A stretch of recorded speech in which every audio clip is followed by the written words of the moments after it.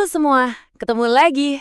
Hari ini kita bakal bedah sesuatu yang benar-benar bisa mengubah cara kita mandang evaluasi di dunia pendidikan.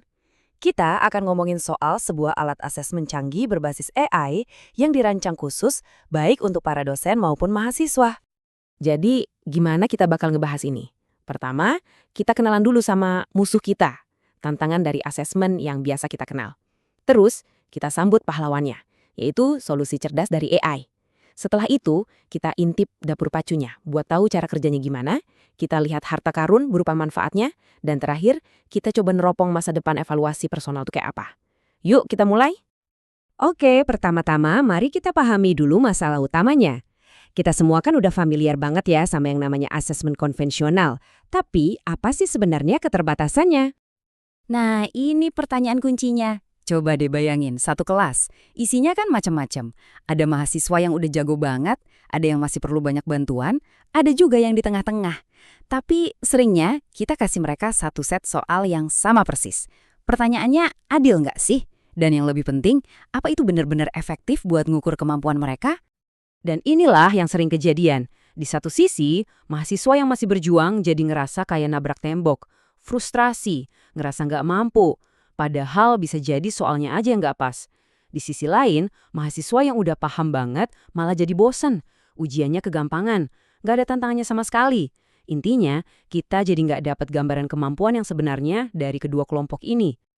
Nah, untungnya teknologi datang bawa solusi. Yuk kita pindah ke bagian kedua dan lihat gimana AI bisa mengubah permainan ini lewat yang namanya asesmen adaptif. Kedengerannya emang canggih ya. Tapi konsepnya itu sebenarnya simple dan masuk akal banget. Bayangin aja sebuah ujian yang bisa membaca level kemampuan kamu. Kalau kamu jawab benar, soal berikutnya bakal dibikin lebih menantang. Tapi kalau salah, soal berikutnya bakal disesuaikan biar lebih pas sama tingkat pemahaman kamu saat itu. Slide ini nunjukin perbedaannya dengan jelas banget. Di kiri, itu model konvensional. Semua mahasiswa lewat jalan yang sama, tujuannya cuma satu, kaku, statis. Tapi lihat yang di kanan, dengan model adaptif, ini tuh lebih kayak perjalanan pribadi. AI di sini bertindak sebagai pemandu yang ngasih rute unik buat tiap mahasiswa sesuai kemampuannya. Jadi hasil akhirnya bukan cuma angka, tapi sebuah peta kemampuan yang detail. Ini pergeseran besar, dari yang tadinya cuma menilai, jadi benar-benar memahami mahasiswa. Oke, sekarang mungkin Anda bertanya-tanya, terus cara kerjanya di dunia nyata gimana? Yuk kita lihat prosesnya dari dua sudut pandang yang paling penting, mahasiswa dan dosen. Buat mahasiswa, pengalamannya tuh mulus banget. Anda tinggal fokus aja jawab soal satu persatu, tanpa disadari, di belakang layar, sistem AI-nya ini kerja terus, kalibrasi, dan nyajiin soal yang paling pas buat ngukur kemampuan Anda secara akurat. Proses ini jalan terus sampai sistemnya yakin udah nemuin level pemahaman Anda yang sebenarnya.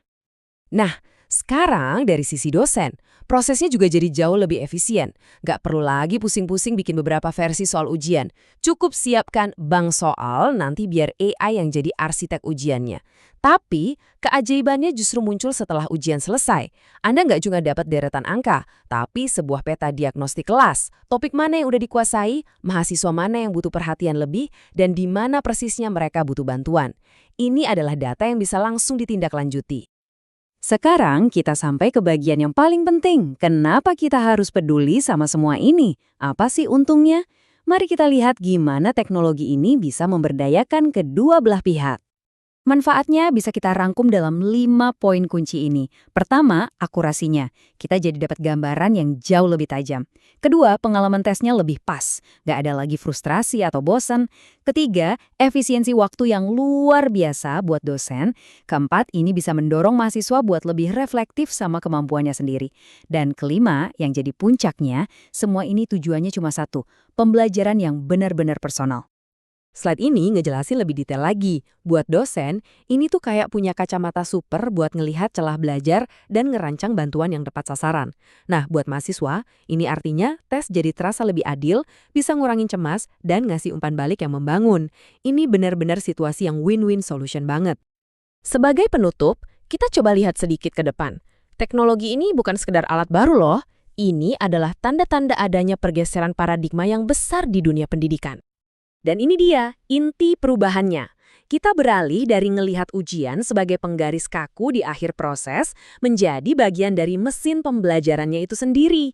Asesmen bukan lagi momen penghakiman, tapi jadi semacam dialog yang berkelanjutan. Kesempatan bagi mahasiswa untuk belajar tentang diri mereka sendiri dan bagi dosen untuk benar-benar memahami mahasiswanya. Saya akan tinggalkan Anda dengan pertanyaan ini. Coba bayangin sebuah dunia di mana setiap tes, setiap kuis adalah satu langkah maju dalam perjalanan belajar, bukan sekedar momen untuk dihakimi. Nah, itulah janji dari asesmen adaptif. Dan masa depan itu ternyata sudah ada di sini. Terima kasih sudah menyimak.